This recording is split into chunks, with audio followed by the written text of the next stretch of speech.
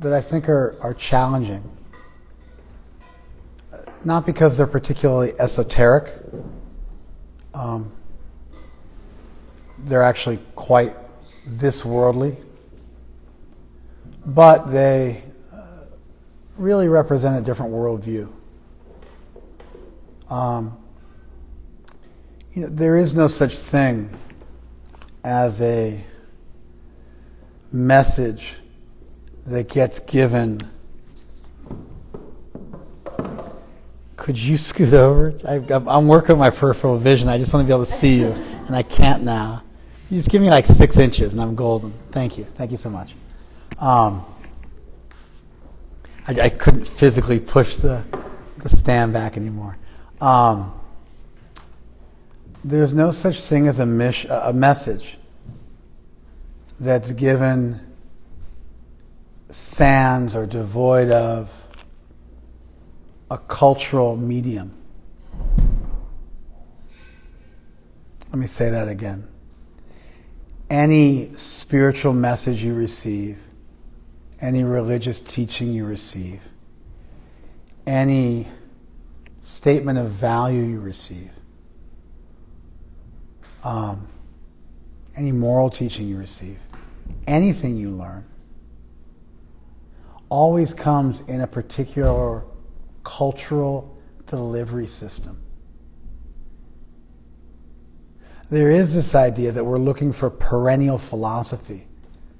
We're looking for eternal philosophy. People are walking around upstairs. It happens. It's a thing. We have a 2-story building. People walk around upstairs.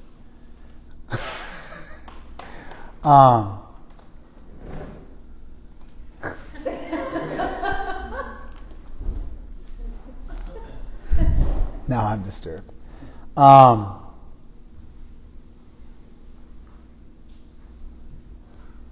There is this ideal, this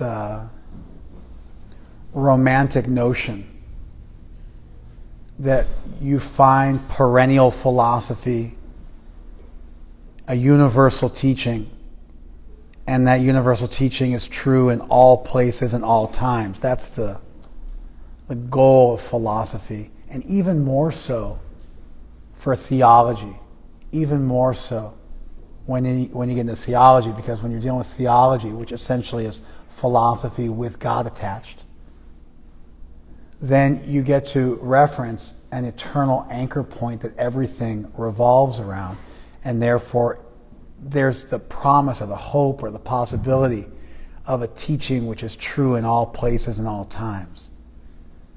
Are you guys following this? I mean, there's a movement towards this, whatever you're studying. If you can look in quantum physics, and you've got a movement towards a grand universal theory. You've got a movement towards one theory which can contain both quantum and classical mechanics, which can explain all of reality on both a macro and a micro level with simple reference to the primary forces and the fundamental particles and the fundamental forces.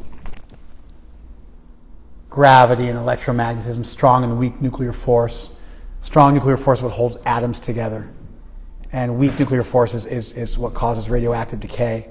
Then you get your fundamental particles, which used to be molecules, then became atoms, then became subatomic particles with protons, neutrons, and electrons. Then became subatomic particles with things like gluons and bosons and neutrinos. And we notice that things on a large scale move according to a different set of physics, classical physics, than they do on a small scale, on a quantum level. And things have weird behaviors on a quantum level, like they leap. There's quantum leap. That never happens. Large objects never disappear in one place and appear simultaneously somewhere else. But somehow that happens on a quantum level. And so there's a movement. Both things have been noticed. The classical mechanics was noticed hundreds of years ago, and even before that, really. And then quantum mechanics over the last century and a half. Essentially, as microscopes got better. And so there's a movement for a grand universal theory. One theory that accommodates both conflicting sets of physics. Raise your hand if you guys are aware of this. This is pretty standard stuff. Okay. That's not a new thing. A desire to find a grand universal theory, that's always there. Lots of times philosophical schools, like universalism, they call themselves a name that's designed to make them seem like they're the most logical, the most practical. Like Ayn Rand, the chain-smoking, sensual materialist who somehow or other has a cult-like following. Ayn Rand, who wrote Atlas Shrugged and The Fountainhead, her two popular books, and was just a psycho chain smoker, sensualist. She called her philosophy objectivism. It's so pretentious, like we're the only objective people around. Her philosophy was anything but objective. It's totally biased in any number of ways. But everybody wants to call themselves, it's like I'm non-denominational. That's the classic one, right? I'm non-denominational. I'm a Christian, but I'm non-denominational, which means you get rid of all icons. You don't wear a cross. You have no religious iconography, no paintings. It's an empty building with a lectern. But you're still lecturing from a book, a very specific text, with a very specific sectarian teaching. You follow? You might have gotten rid of some of the bells and whistles, but if you look at what you believe, it's really specific. But people want to say non-denominational, universalist. There's a universalist church as well. It's eclectic, but it's eclectic in the way I choose to be eclectic. You follow? So there's no such thing as a message, any message, devoid of a cultural delivery device. For instance, merely by speaking in English, I am culturally bookending my teaching. It's for a particular person, in a particular place, at a particular time. I don't just speak English. I'm not speaking thou shalt delivereth hitherto unto thee and thou. You follow? With sensus divinatus, the profoundest truth. I'm not speaking in some sort of archaic, Victorian-esque English. I'm speaking in modern English. Not just modern English. You talk to people from England, they think I'm butchering their fair language. I'm speaking the Americanized version.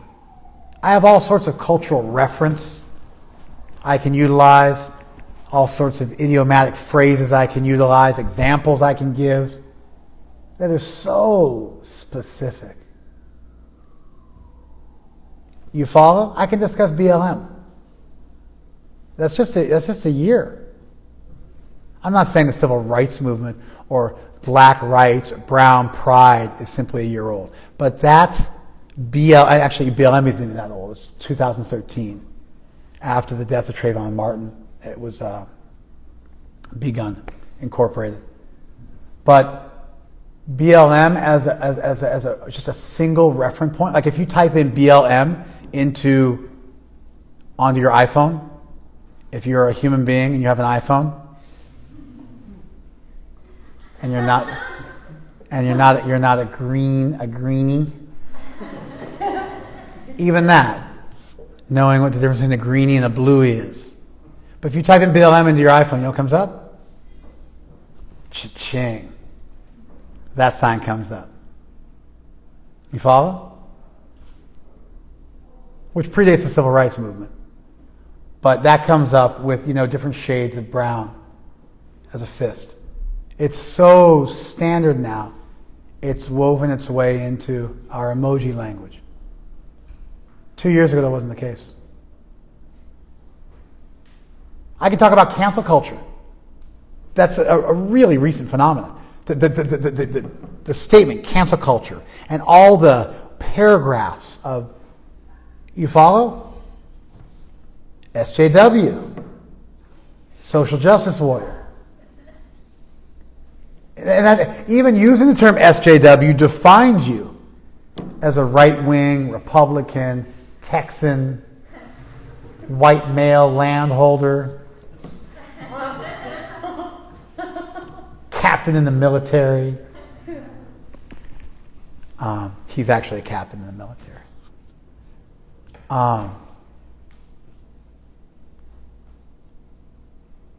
But he's Latinx, so don't let the white skin fool you. He's actually Salvadoran. Huh? Proud Latinx. The stain is there. Mr. Jinx Latinx.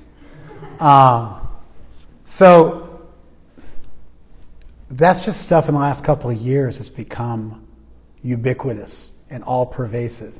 But not all over the world. Just here in Southern California. It's less so if you go out into the Red Sea, all the flyover states between the two Americas and the Northeast Quadrant in Southern California. People aren't as familiar with all these terms.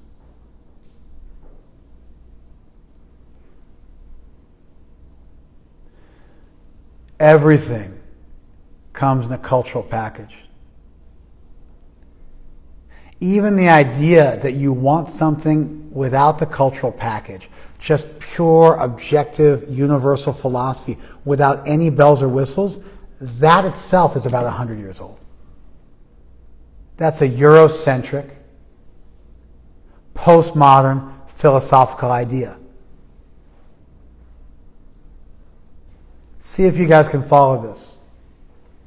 The idea that you shouldn't mix your teaching with culture and that you should try to separate the two, which actually, by the way, is cultural appropriation in its worst form. In its worst form. To steal the teachings of a culture and leave behind the culture is the most insulting thing because you're taking my heart. You're not even just cutting off my arm, calling yourself Redskins or doing something like that. You're actually taking my heart, like my whole, like my entire tradition's teaching, and you're severing that from the culture that gave rise to it. It's the most insulting thing. It's the largest cultural appropriation. Did you guys follow that? But that idea, that continental philosophy, Eurocentric, just a century-old idea of postmodernism, of subjectivism. So you can take something and ideally you just neuter it and strip it of its culture and boil it down to its reductionist, essentialized form. That's a bunch of white guys from France and England and the US with too much time on their hand, deciding that nobody gets to have a cultural vehicle anymore, and the best philosophy is one that's devoid of any cultural context. That itself is the product of a particular culture at a particular place that thrived primarily in academia, in a totally neutered environment. You guys following this? I'm feeling like I'm on a soapbox. So, there is nothing wrong with looking at a teaching from another culture, taking the time to understand that culture that gave rise to the teaching. There's nothing wrong with that. That immersion, there's nothing wrong with that. That embedding, that going native, there's nothing wrong with that. That's a good thing. You can still keep your head. You can still keep all the other stuff you've learned and use that to differentiate what you should accept as a lens through which you choose to view the world. But it's not wrong to walk a mile in somebody else's shoes. It's not wrong to let people speak for themselves and understand the culture and the people that gave rise to a teaching. Now you can go the other way. You can go too far. You become a cultural anthropologist.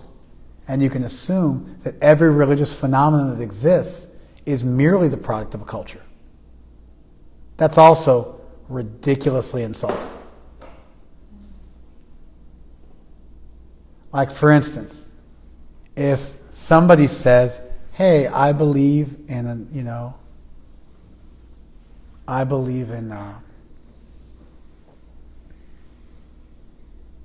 going to take something I don't believe in.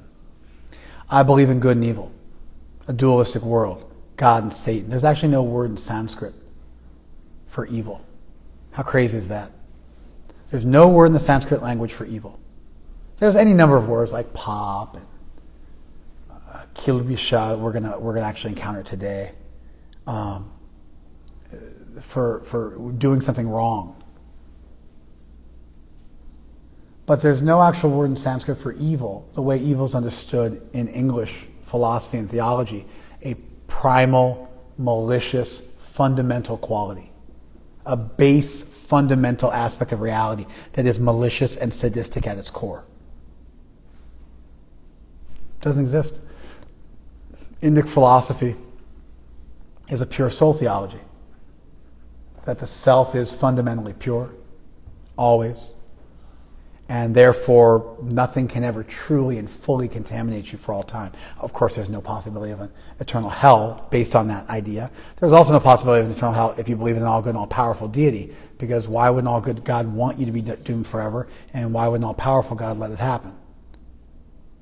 And so from a number of angles, it really changes the world that you start to think you live in when you start to trace through ideals to their logical conclusion. But let's say somebody was here and they said, oh, I believe in good and evil, and I believe in heaven and hell, and I believe in God and Satan. And I said, hey man, I get it. You're from the Middle East. He'd be like, no, I'm from Central California, I'm from Fresno. I'm like, yeah, I get it, but you inherited a Middle Eastern religion. Judaism, Islam, and Christianity are all Middle Eastern religion. Resources are scarce. People are fighting over water. They're tribal, Bedouin tribes since the dawn of time, in a barren landscape. And so you grew up in that tribalistic culture. It had to be us versus them. And so out of that necessity, because of the landscape that you grew up in, because of the time you grew up in, because of the people you grew up in, your religion developed, and it came up with a dualistic conception of the world. I get it. You're just a byproduct of a bunch of Bedouins trying to muse about the nature of reality and infecting it with their own subjective experience of warring tribes. It's got to be us versus them, which turns into Jews and Goyim, which turns into Christians and heathens, which turns into Muslims and infidels. Did you follow that? Okay, that's lame.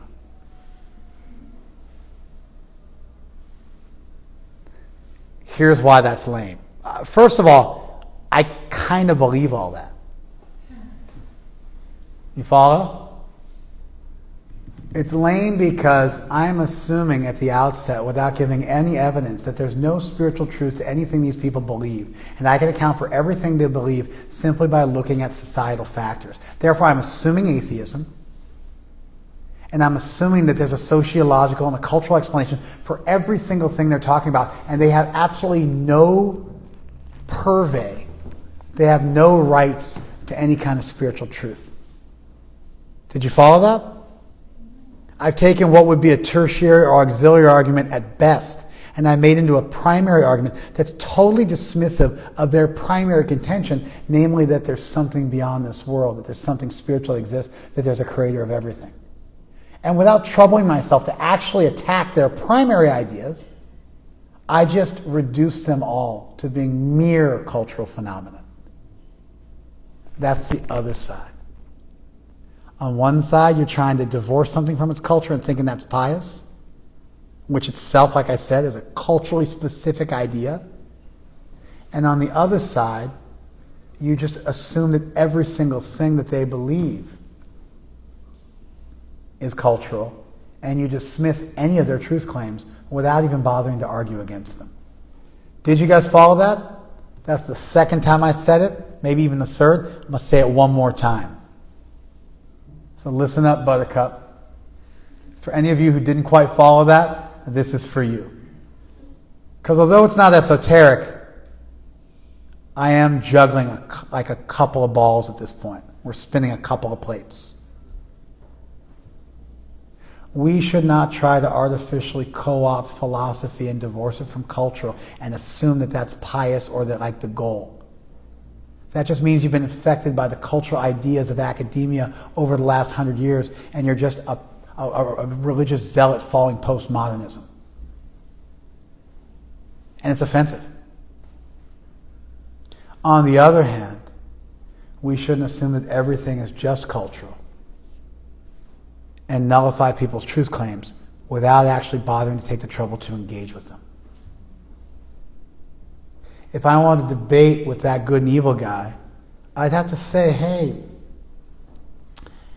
you believe in all good and all powerful God? He says, yeah, then it's like, it's checkmate, you know? It's like, you're done. Would an all good God want you to go to hell forever for thought crimes? No. Would you want someone to go to hell forever for thought crimes? No. Is God more good than you are? Yeah. If he was all powerful, could she make it so that you didn't have to go to hell forever for thought crimes? Yeah, that's what all powerful means. Well, there you go. Do you guys follow this? We should pay people the respect to actually engage with their ideas. We shouldn't rob them of their culture, and we shouldn't reduce them to simply being entirely comprised of culture. We should walk the razor's edge, be a little dexterous, and engage with a tradition. We can always say, wow, that sounds like a universal truth. And you get in this debate with, I don't know how much you guys know about ethics, but you get like meta-ethics. That's like, what is good? It's like big questions, super vague, write big papers on it, would make Wittgenstein like turn over in his grave. Because as smart as he was, he could see that sometimes philosophical language obfuscated simple truths rather than illuminated them. Then you get into normative ethics, kind of basic ethical models. Then you get into applied ethics and start to look at specific, difficult, imaginary thought experiments and try to decide how you would navigate them and see how well your normative ethics works in real life. How cool is that, Mr. Master's degree in philosophy? For breaking down the three main fields of ethics, right? That's completely accurate. In like a paragraph. Mm-hmm. All right.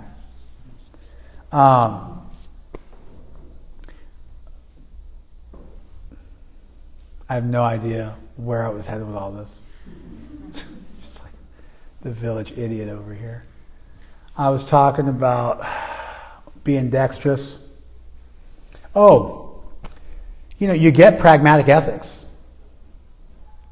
You get pragmatic ethics as a normative theory of ethics, which is that there are no absolutes.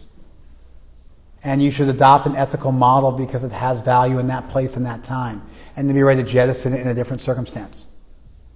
That's a main theory of normative ethics. You also get deontology, which is the idea that you should do your duty, and that there is something called duty you can arrive at. Or virtue ethics. There is something called virtue you can arrive at, and then that can be used to navigate any circumstance. So this idea of like, do you switch models and just make a new system, or is there some essential principle? That's a huge topic of debate. I'm not saying there might not be universal truth. I'm saying go ahead and allow a cultural message to speak to you, and you can start to sort through what the essence of that message is without necessarily thinking that you have to rob it of its culture to get to it. Did you follow that? Sometimes you essentialize stuff and you end up neutering it. You cut off what's unnecessary and you start to cut out the heart, cut out the brain, and you made the wrong cut. So I'm not against looking for universal truth or perennial truth. In fact, what I want to explore with the remaining time we have is something I think is a universal truth, which is totally at odds with our cultural idea of what truth consists of, being born in this country. You'll see in a minute. You'll see. This verse is so important, it shows up twice in the Gita. There's only 2 verses that show up twice in the Gita. This is one of them. The other one is the Gita's core message. This one is not the Gita's core message, but it shows up twice. Shreyan swadharma vigunat. Better your own dharma faultily. Paradharma swanushtitat. Than another dharma's perfectly. Better to do your own dharma faultily, poorly. Viguna means badly. Paradharma, the dharma of another, suanushtitat, perfectly performed. Better to do your own dharma faultily than another's dharma perfectly. Now, if I had oodles of time on my hand, I would take the trouble to define the Sanskrit word dharma for you guys, because that definitely warrants a discussion. But we're tight on time, so I'm just going to tell you what the word dharma means in this context. The word dharma in this context could very easily be translated as... Huh? Who said duty? I said duty. Yoga said duty. That's right. Better to do... The guy's name is actually Yoga. His parents gave him the name Yoga. Better to do your own duty faultily than somebody else's duty perfectly. You guys follow that? And in the back half of the verse is Swadharma nidhanam shreya. Better to be destroyed while doing your own dharma. Paradharma bhaya avaha. Because doing another's duty brings fear.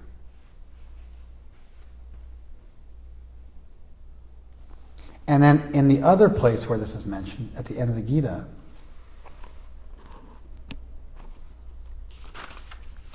the back half is a little different. The back half there says,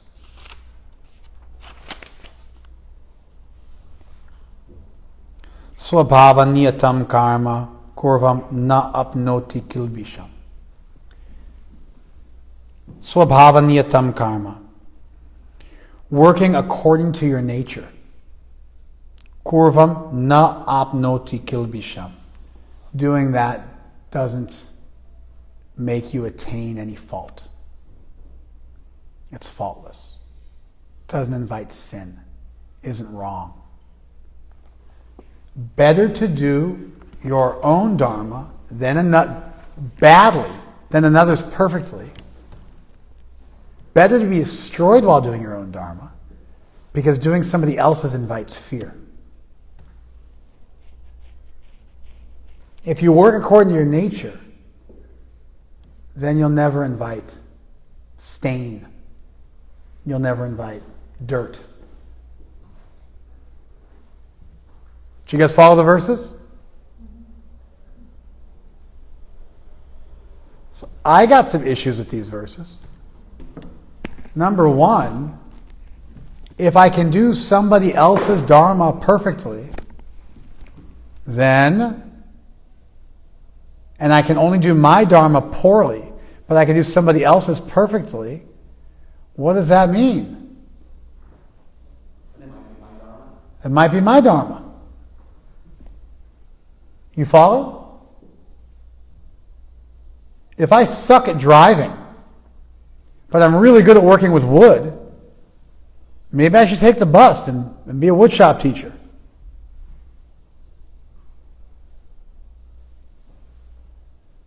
My very understanding of what dharma is, it's kind of a Venn diagram, right? It's what's good for the world, what you're good at. If it's a career, it's what you can make money doing. It's what you enjoy doing. You draw 4 circles, what you're good at, what you like doing. You find that little space, something you're good at that you like doing. You follow?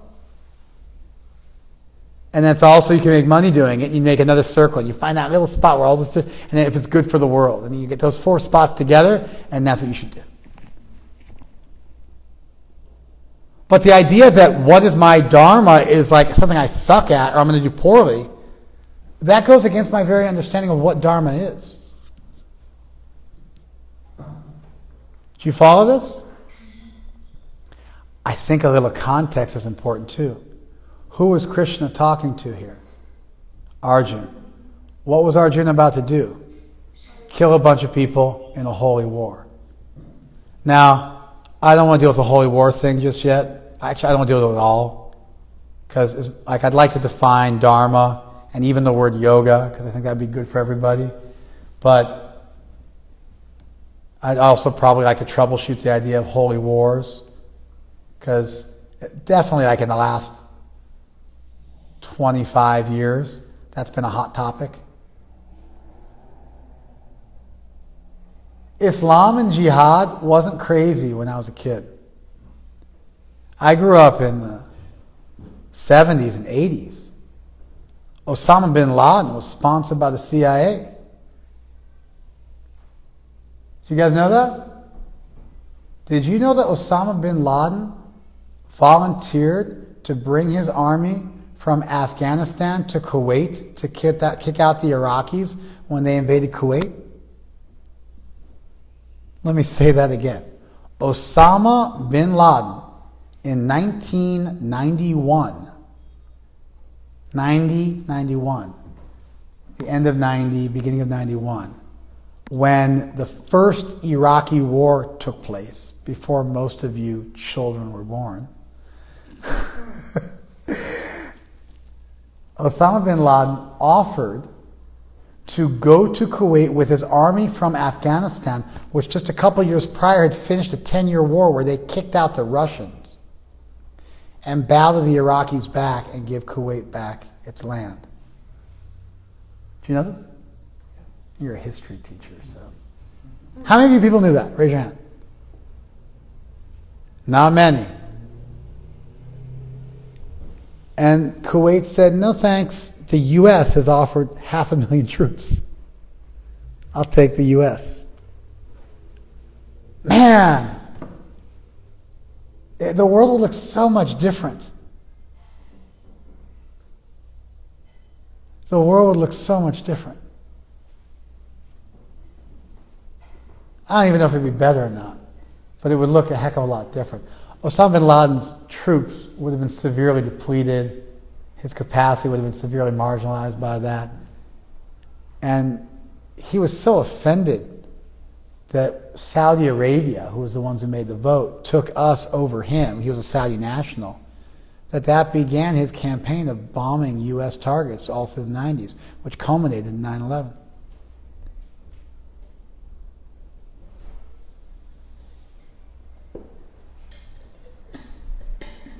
I don't know how I got on that. Another massive tangent.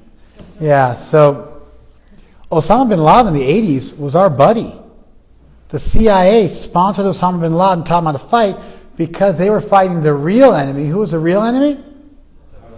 Soviet Union, the Russians. When I grew up, the Russians were the bad guys in every movie. Then South Africa jumped in for a hot minute, and they became the evil empire. And then it segued into Islam and North Korea and like that. Sometimes fringe elements of the Eastern Bloc countries. You know what I mean? Sometimes radical Islamists from Africa worked into the equation too. Nowadays it's like there's all sorts of different groups which get to star as the antagonist and the villain in action movies.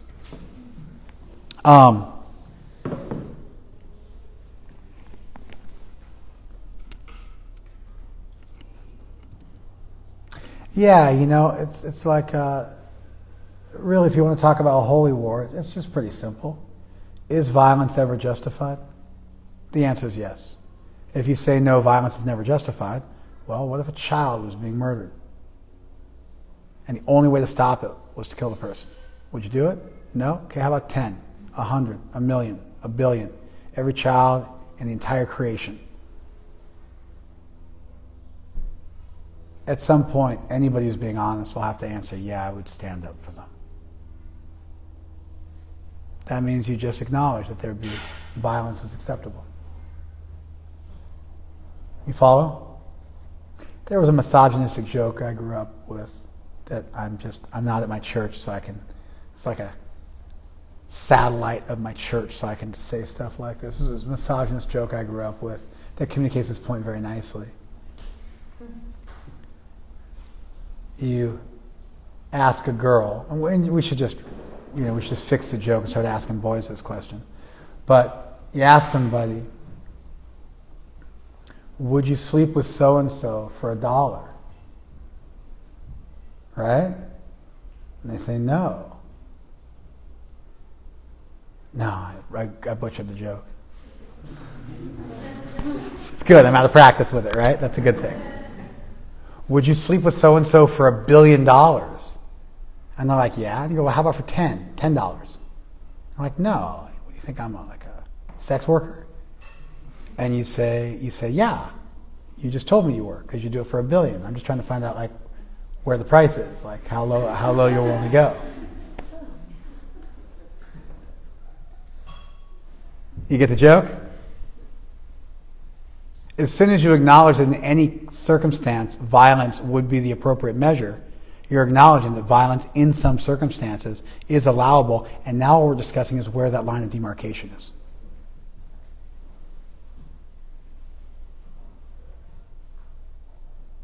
You follow? If you believe that's justified and that's good, that in certain circumstances violence might be called for, then in all good deed you would also approve of it. Can't get around it. Therefore, in certain circumstances, something would be justified. We can debate about what those circumstances are. Maybe you can't say because it says so in my book. I'm down for that. The circumstances of the Gita's holy war were that people were being genocidally wiped out, and the only way to stop it was for a few people who were hopelessly outnumbered to fight against an overwhelming force, but they were fighting on the side of justice. You follow? Therefore, Krishna's statement to Arjuna, better to be destroyed while doing your duty than to do somebody else's faultily, within the context of the Gita, it actually troubleshoots itself. Because the destruction doing your own duty means if you fight for the right thing and you fail, that's better than running away from your battle in life and doing somebody else's duty out of cowardice. Better to have a short life and a full heart than the long life of a coward or a miser or a selfish person. Did you guys follow that? That makes sense to me today. Would have made sense to me thousands of years ago. That makes sense to me today. Also, there's this idea that you have a reason why you were put on this earth. There's your dharma, your duty. There's a telos, or a purpose in life. Something bigger than you that you were born to do. Some lesson, some bridge you need to cross. Not all cultures have that idea. Teleology is the study of purpose. The idea that everything in the world has an innate purpose, a raison d'etre, a reason for existence. A dharma, a swadharma, your own dharma, that's distinct from paradharma, from another's dharma. Mark Twain said there's two most important days of your life are the day you're born and the day you find out why. What you were born to do. That's a radical idea. Mostly in this country nowadays, I'm raised being told you can be the Queen of England and a doctor and a lawyer and an astronaut and a unicorn. You follow? This idea challenges that. This tabula rasa idea, the idea that everybody is merely a blank slate. It rather is more consistent with the idea of karma, that you're born and you were dealt a particular hand. Thank you so much for coming. Thank you. That you were born for a reason. You came into this world with a certain hand you were dealt. And that the best use of your time, the best thing you can do in this world, is to figure out what that reason was and align yourself with it. There's actually something bigger than you going on that you're a part of, and you don't just make it up however you want to. That idea is so challenging. It's so culturally challenging. Because we're raised, especially in this country, with what the sociologist Scott Peck liked to call a rugged individualist spirit. Anybody familiar with Scott Peck? The writings of Scott Peck? He wrote a book called The Road Less Traveled. Very popular. It's like a generation ago it was really popular. Popular enough that Raghunath, my best friend Raghunath, has it tattooed on his elbow. The Road Less Traveled. It's the title of the book. And so Scott Peck talks about intentional communities, but he talks about this rugged individual spirit. There's this idea that we have, check this out, we all think, I'm a fan of grappling. I wrestle, and I'm also a fan of wrestling. So I wrestle, and I also watch wrestling. I like to watch grown men hug each other in competitive environments. That's my thing. That's what I'm into. And so there was one of my favorite wrestlers on the planet who, in his personal life is just a fool. I'm not into wrestlers because I find that they have a particular level of integrity. I just like the sport. And so I'm in this, generally speaking, I don't hang out or spend any time with people of poor character. But the one exception is when I box and I wrestle. And then I hang out with people of ill repute. And just, because we're gathered together. I don't even lift weights with low-class people, but I'll box and wrestle with low-class people. And so, and low-class for me means meat eaters and drug takers, selfish, materialistic people who don't live a life of integrity. So for me, being low-class is situational. It's based on your lifestyle. Couldn't care less the amount of money people have or the level of education they have. What I do care about is people's integrity and authenticity, and honestly, their gentleness and their decency. Anyway, one of my favorite grapplers, he did a post on Instagram a couple days ago, and somebody had written to him shaming him publicly.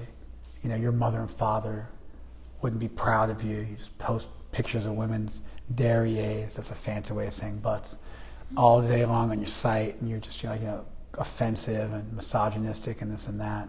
And he posted it, and he wrote underneath, he goes, "Hey, you're damn right. I don't live my life for my parents. I'm my own man. I do my own thing. The hell's wrong with you, you pathetic sack of whatever, for trying to live your life making somebody else happy. What an idiot you are."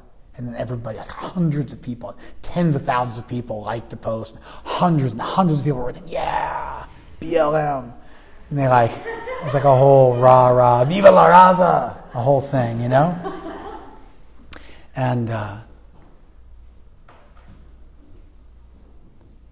And it's funny because we, Europeans, Western Europeans, and people from the United States, Canada maybe, not even all of North America, Mexico's North America, we have this basic assumption that the nature of the world is rugged individualism. You should really find your passion and do you. I did it my way, as Frank Sinatra said. To boldly go where no man has gone before, my way or the highway. We have all these phrases that identify our basic belief system. But it's in your bones. Like, I joined the Hare Krishna movement and then moved to India for 10 years. And Indian people who don't have this culture would regularly say to me, what do your parents think? And I was always kind of incredulous, like, who cares what they think? I'm here for me. Like what does it matter what they think? They're supportive, but what does it matter? I've embraced truth. I joined a monastery. I embraced truth. I became a monk. Like, I have a higher calling than what my parents think. You follow?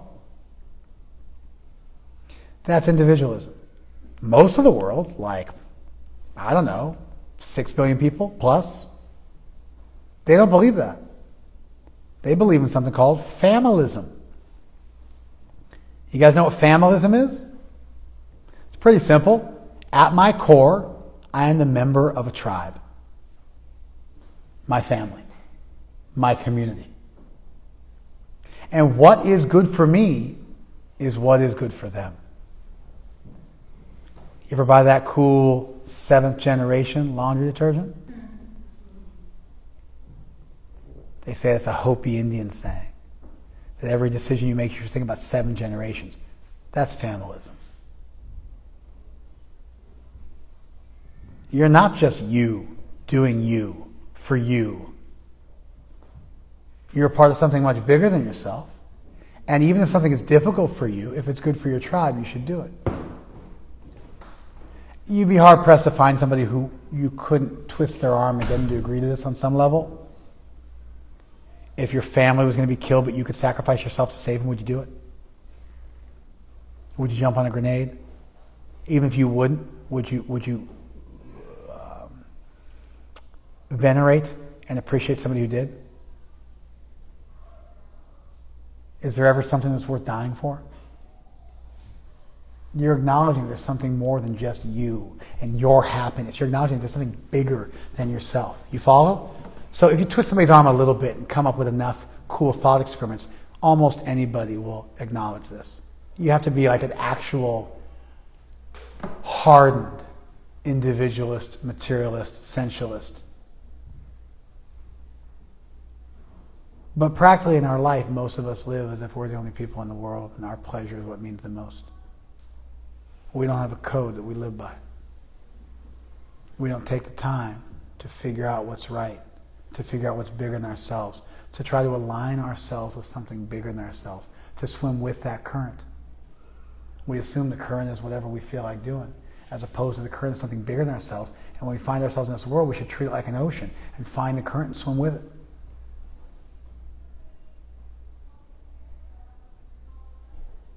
The Gita obviously has this larger conception of self. It also, of course, believes that you're not the body. When it says, better to die while doing your duty because doing somebody else's duty invites fear, means there's something worse than dying. You follow? Now you could go 2 ways with that. You could just say something worse for your community than dying, or you could say something worse for yourself. Abnegating your duty and running away from your duty. And certainly this happens. When I was a kid, when I was 13 years old, some bully picked on me. He was a lot bigger than me. 13 is a rough age because when you're in junior high school, half the kids have already gone through puberty and half the kids hadn't. You follow? Haven't. So when I was 13, I had not gone through puberty. I was just a little runt, a little prepubescent runt. You follow? But then a 14-and-a-half-year-old who had gone through puberty and had 50 pounds on me and 6 inches bullied me. You follow? And pushed me around, spit on me in public, smacked me around a bit. And I was petrified. I was afraid to fight back. And so I didn't fight back.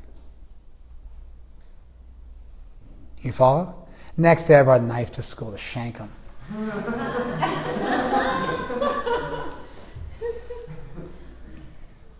Principal called me in his office, says, I know you got a knife and you came to school to shank this kid. He goes, if I search you, we're going to have to expel you. And the cops are going to come, you're going to get arrested. And you're going to go to juvie or something like that. He goes, so I'm going to just send you home for the day. And so he sent me home.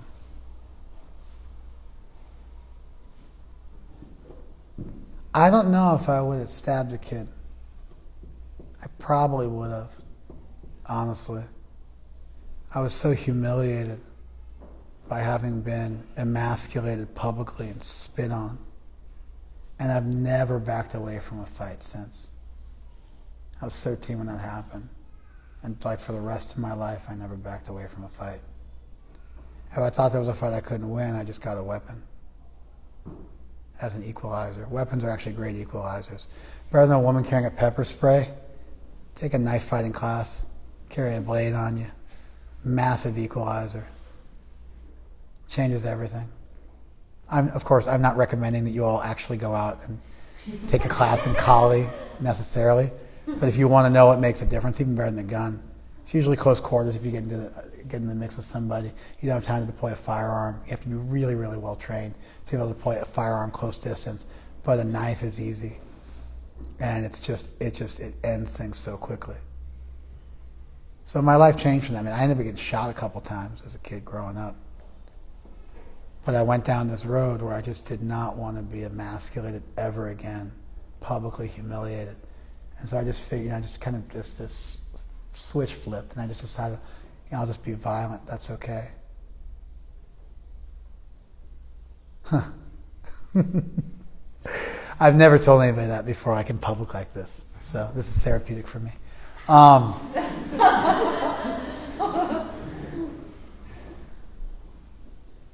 unashamed of who I am. And I've also taken the trouble to figure out what made me the way I am, too. Has a little bit less of a hold on me now. Because I can see the things that happened, the way I responded. Gives me a little distance now. And I can see that I can create some space. So I'm not just reacting anymore. I can choose my actions. That's the first part of self-realization, is self-discovery. And the first part of self-discovery is rigorous honesty. You've got to be honest with who you are. It's the beginning of integrity. You got to be honest with who you are, what you believe in, and then you live up to it. It's pretty simple. Figure out what's right, and then live up to it. Figure out what the right thing is, and then do it. It's really simple. I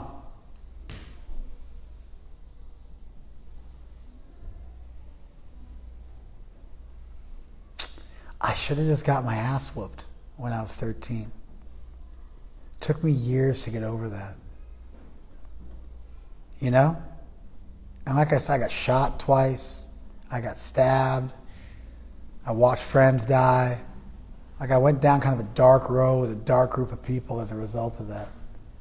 And if I just ponied up on that day at that time and gotten whooped, I would have saved myself so much more trauma in the future. You follow? Of course, now, if I see somebody getting harmed and done wrong, I don't mind. I don't mind getting in a fight to protect somebody who's getting done wrong. And if somebody says, oh, you might lose an eye, I think, okay, all right, that works for me.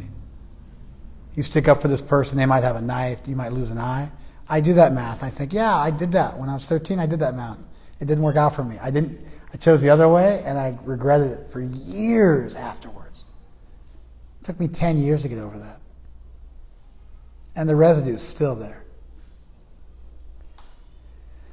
Anyway, things happen. You can make them work for you. They become part of who you are. You always have the opportunity to take whatever you've been through, whatever bad decisions you've made, and start making the right decisions. And then those things you went through taught you compassion and depth, and they become beautiful. It's an amazing thing that free will does. It allows you to turn everything into a win by learning your lesson. And then if you heal the trauma, you still have all the skills you acquire. Like if you got molested as a kid or beat up as a kid, and then you go out and learn how to fight because you got a big chip on your shoulder, and then you get over having a chip on your shoulder Great. Then you don't have a chip on your shoulder. You're compassionate to people who've been through the same thing. And you still know how to fight if you ever have to. It's not like you magically lose the ability. The skill you had just becomes more deployable in a better way, and it can bring more good to the world. Does that make sense? So this idea that something might happen in your life, and you might die, or you might suffer, but it was worth it. It was worth it. You have something you'll stand up for, that you'll do, that you'll follow, that you'll obey. Your initiation vows. Who'd rather die than give up their initiation vows? Raise your hand. You're not initiated, you nincompoop. Raise your hand. Let me see it. All right, I just marked all of you. Let's see where you're at in 20 years. Let's see. I'm going to rub your nose in it if you ever do. Those are big words. You all got small mouths. Let's see how those big words work out for you. Braj Kamud, Hari Bhakta, Madhuri Leela. Damodar Chaitanya, you put your hand up? Yeah. Okay, we got you. What's your name, sir? Balaram. Oh, hey, Balaram. I said no, so you behind the mask. All right. I clocked you guys. Let's see what happens. You didn't raise your hand, did you? I was going to, then I was like, you're like, like I said, big words, small mouth. Follow your vows for 20 years, then we'll start talking.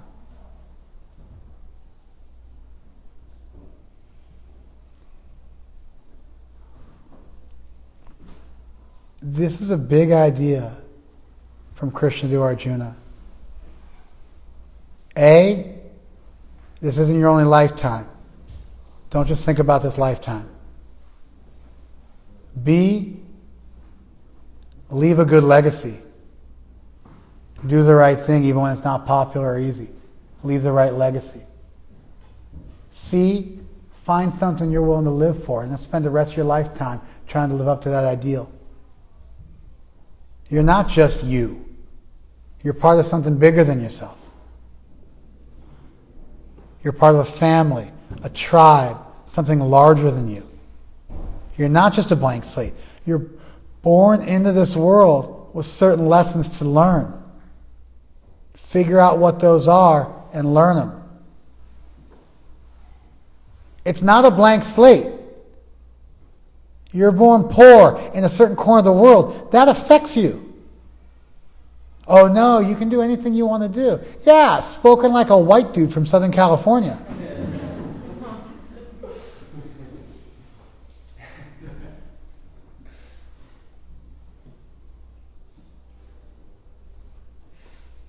Take what you have, good, bad, and ugly, and turn it into something that's all good and beautiful.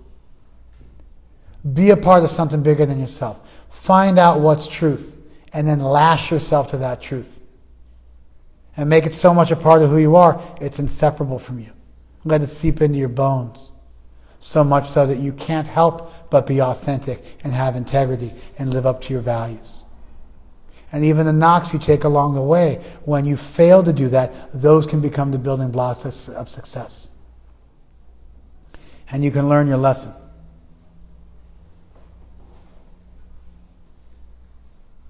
Let me say that again. You're born in a particular place and time. It wasn't an accident. You have a dharma. It's not just self-chosen. It's bigger than you. Find that current. Find that truth. Lash yourself to it. Own it. Make it you. Even your failures to live up to it, those themselves can become incredible building blocks and life lessons for you if you let them be. You'll develop compassion for others who struggle with the same things you did. You'll learn how to better navigate your way back to the truth and be able to show somebody else. And you'll be really chaste to the truth because you'll have felt what it's like to have stepped wrong and not lived up to your ideal. Leave a great legacy. Live a beautiful life. Make your life all good and all beautiful, even the good, bad, and ugly hand you were dealt.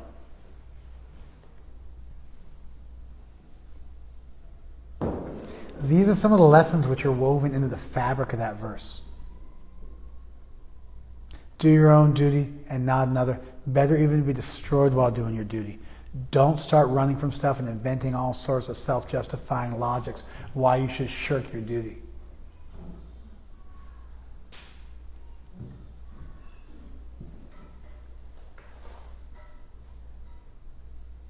There's something more fearful, even than destruction. Something bigger than yourself. Either another lifetime or the greater society that you're a part of, whatever that community might be. Do you guys follow this? It's an old verse that's familistic. That's theological. It has ideas about basic purpose that are woven into it. That's individual for each person. It has ideas about being part of something bigger than yourself. That's the familism or tribalism or communityism. These are cultural ideas that were the norm for thousands of years. They've been challenged recently, so much so that if you're born in this country at this time, familism sounds weird and archaic and backwards, like something you should post negative things about on Instagram. There's this assumption that the little corner of the world we're born in, the little particular time we're born in, this is objective reality. It's not. It's just another cultural milieu that you've been born into. And there might be value in it. You know, Noam Chomsky said one time, he goes, people are crying how it's like worse than it's ever been. He goes, they don't know. He goes, I grew up pre-civil rights in the early 60s. He said it used to be, this is Noam Chomsky saying this, the famous linguist and political activist who's brilliant. He's like everything Bernie Sanders wishes he was intellectually. Like Bernie Sanders with just a massive brain. Like he's so smart. A Jew, super smart. I'm part Jewish too.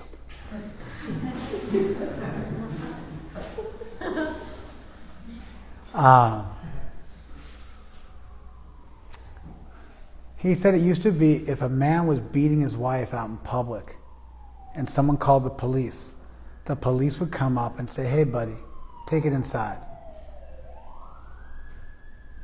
Did you follow that? That was the world. If you think that wasn't the world, what did olive oil used to do what did Popeye used to do when olive oil got mouthy? The cartoon that I watched as a kid growing up. Anybody remember? What would Popeye do when olive oil got lippy with him? He would punch her in the face. The first sitcom ever in the history of the world was called The Honeymooners, starring someone named Jackie Gleason, this big fat guy named Jackie Gleason. Big head of dark hair. You know what the tagline, they would end every show with the same line coming from Jackie Gleason. You know what he said? He'd show his wife his fist and say, to the moon, Alice, meaning if you keep on sassing me, I'm going to punch you in the face so hard that you physically travel to the moon. That was considered to be fair play and funny and lighthearted and jovial in the lifetime of my grandparents. I watched Popeye in the 70s and early 80s growing up. Noam Chomsky made the point that nowadays, if someone is assaulting their spouse in public, the police get called, they take them to prison.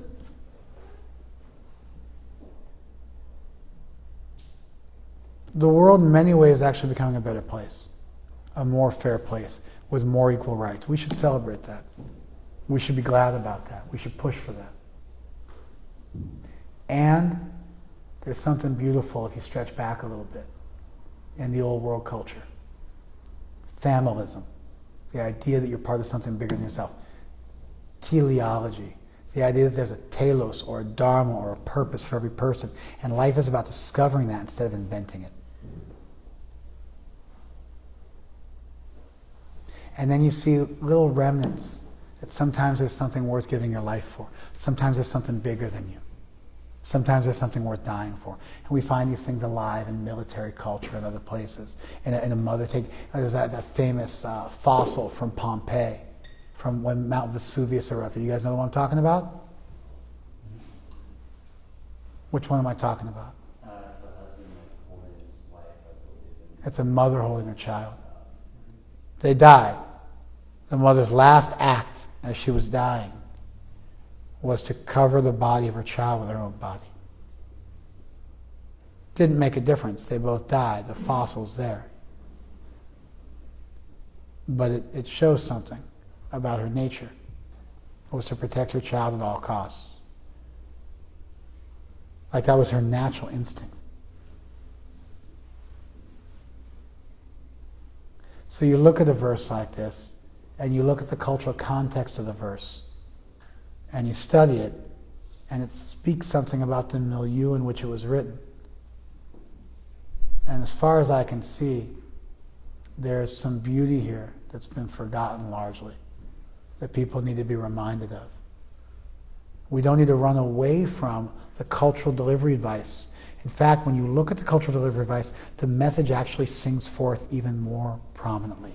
When you look at the martial context of the Gita, the message shines forth and is illuminated even more. Did you guys follow that? The cultural context doesn't obfuscate the beauty of the perennial philosophy. It actually illuminates it and shines a spotlight on it. You can then pull it out of that cultural context and apply it to your own in a totally non-martial environment, just in terms of finding your purpose and finding like what you were put here to do and being a part of something bigger than yourself and owning something so much you'd be willing to give your life to it. And you think dying for something is glorious. Imagine how much more glorious living for something is. It's easy to die for something. It's just one act, one heroic leap. Living a lifetime for something and being faithful for a lifetime, living for something, that's way more heroic. So I want to point out how by looking at the cultural context of the verses we're looking at, their beauty actually shines forth more brilliantly.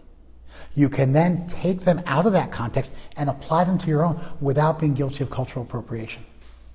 You follow? Do you guys follow that? It doesn't stop you. You don't become limited by that cultural context. You actually become empowered to then apply it to your own circumstance. And you can broaden the scope of the verse without losing something in the process. And those core elements, we have many beautiful things about the world today, even in the last year. Even in the last year. George Floyd getting murdered on tape. It's like as much like money as was lost, as many people died subsequently from it. It changed the fabric of the way our country works.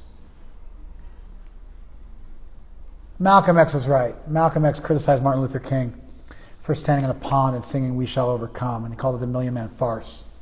When he marched on Washington, he made the point that protest always has to be subversive and dangerous and violent, because otherwise, if you follow all the rules, then you're just doing a parade. And there's no reason for the establishment to have to change anything, because you're not going to be a threat to them. You're just going to have a parade. You follow? That's why he spoke of the bullet of the ballot. We'll vote for JFK. We'll throw down the ballot. But if you don't give us our rights, when we throw down the ballot, you'll end up with a bullet.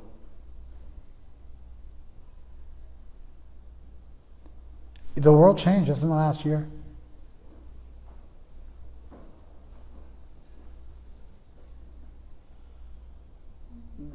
Disproportionate violence against minorities is just no longer tolerated. And I know as a former police officer, like, I know you have your opinion about it, and I could give a more nuanced opinion about it, Howard, because nowadays if somebody steals your gun and you shoot them, you still get criticized. If you shoot somebody who's got a knife in their hand, you get criticized. Or if you shoot somebody who has a knife in his hand who just got done assaulting his ex, you get crucified for it. And so, we are going to have to find, the pendulum always swings like that. It's always got to swing the other way. It just is what it is. It's always messy. It's always messy. Howard was a Los Angeles police officer. And the LAPD, since Rodney King in 92, they have a real serious oversight, isn't it? Every officer involved shooting goes to the district attorney. They have an independent investigation and give it to the district attorney since 92, since the early 90s. So if you're involved, even if the guy's got a gun pointing it at you, they do an independent investigation that doesn't involve anybody from your team, that have no interaction with you, and then they give it to the DA so the DA can press charges if they want to. Every single time. No matter how justified it is, nobody gets a free ride. Right, Howard? Yeah. Anyway, the world's becoming a better place even in the last year. And there's still some value to looking backwards. There's still some beautiful ideas in these old books. Don't culturally appropriate. Don't just reduce it to be a cultural phenomenon either. Take the trouble to think it through. Learn the lessons. You can still apply them in your own life. You can still make it yours. You can still apply it. You can still broaden it. And if you do it right, that ability becomes enhanced. All right, I think I'm done ranting. If you're joining us on IGTV, thank you very much. On Zoom and Facebook, thank you guys too. Much love.